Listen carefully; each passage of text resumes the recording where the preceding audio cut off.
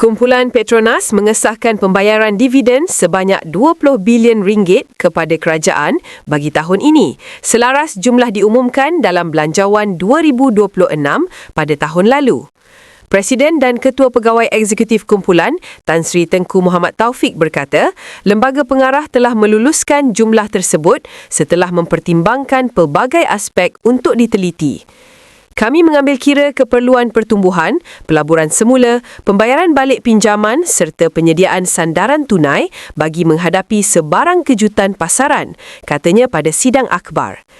Terdahulu, kumpulan itu mengumumkan keuntungan selepas cukai PAT sebanyak 45.4 bilion ringgit bagi tahun kewangan berakhir 31 Disember 2025 yang merosot 18% berbanding 55.1 bilion ringgit pada FY24.